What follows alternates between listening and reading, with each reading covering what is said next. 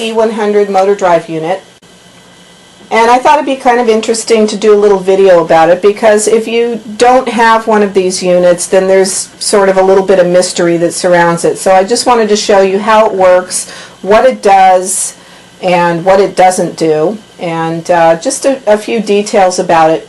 Basically, what the motor drive does is it replaces your hand and your arm, and you know, the movement that you give to the carriage. That's all it does. It moves the carriage. It cannot change knitting settings. It cannot increase and decrease. It can't change from tuck to fair isle or anything else. It simply moves the carriage back and forth.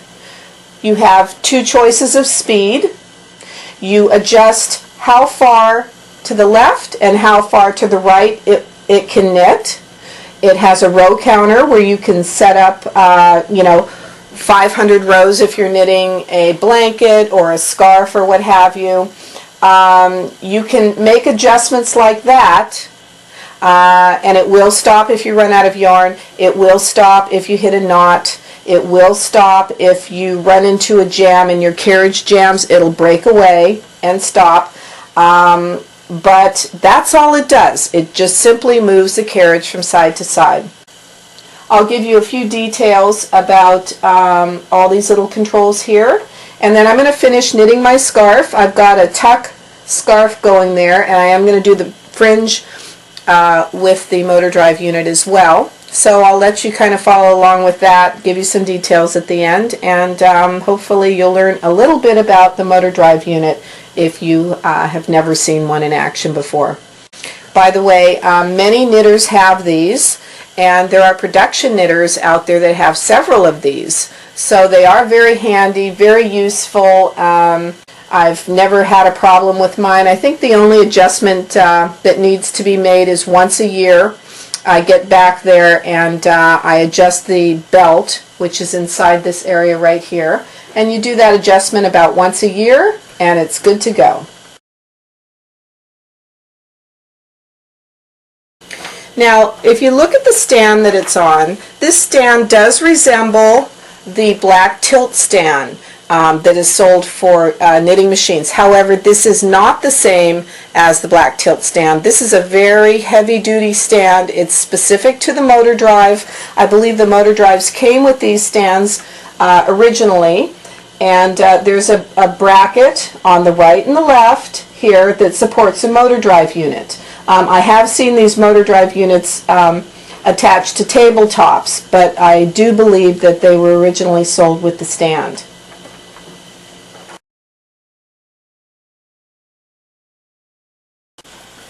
So here's a close-up of the control panel. You have a row counter right here, and this row counter can be set to 9,999 rows, quite high. This is the on and off switch that starts the motor running. Over on this side is the on and off switch that just powers it up. But this is what actually starts the motor. And I've also got the optional foot pedal, which is hooked up, and I can start and stop the motor that way as well. There it is right there.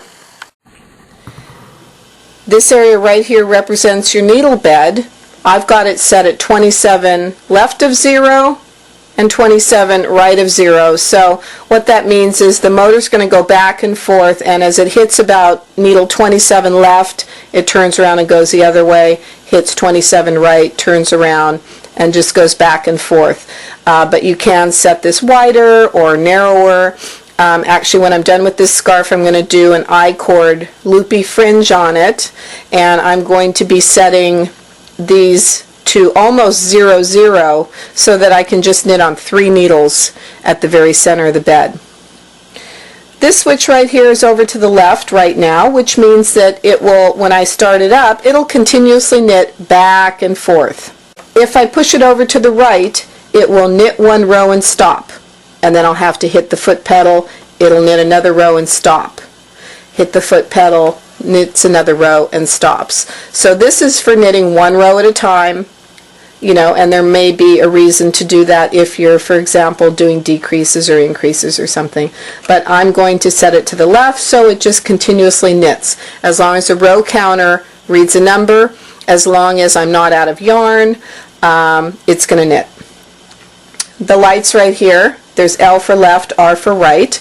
Right now it's telling me that it's ready to move to the left, but these lights also blink if I run out of yarn, if I hit a knot, if my row counter reads 0. There's various reasons this will signal you if something's not right.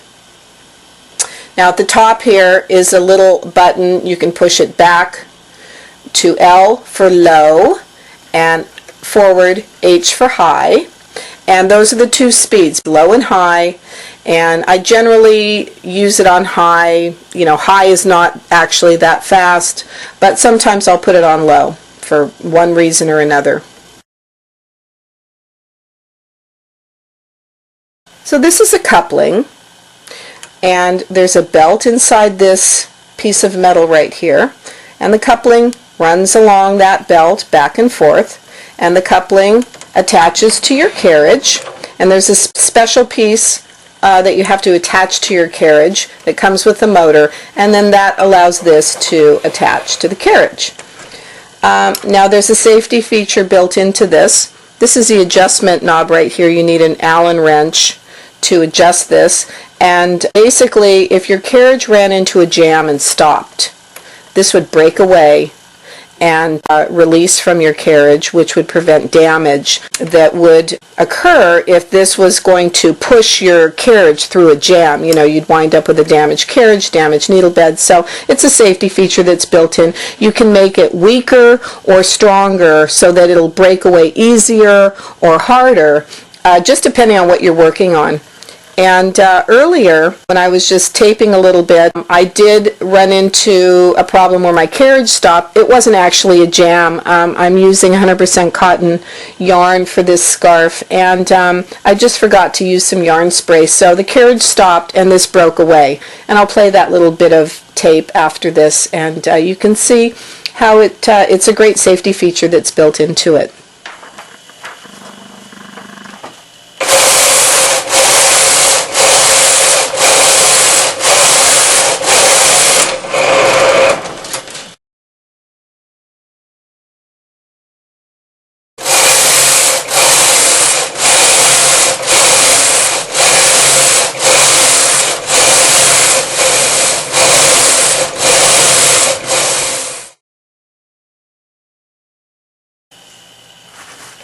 I finished knitting my scarf, knit about 750 rows, and now I'm ready to do this I-cord fringe. And this is really where the motor comes in handy, because it's just continuous I-cord that's hung periodically, and it takes about a half an hour to fringe one end of the scarf. So this is where the motor really comes in handy.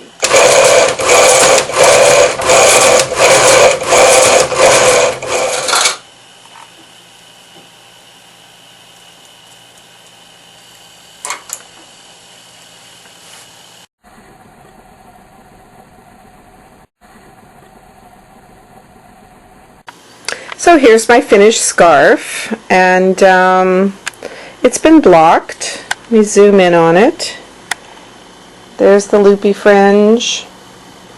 There's my tuck pattern. It's just a built-in pattern in the Brother electronic machine, and I did block it, press the edges flat. It's 100% cotton, so it has a really nice drape, and it will lay nice and flat, and there it is.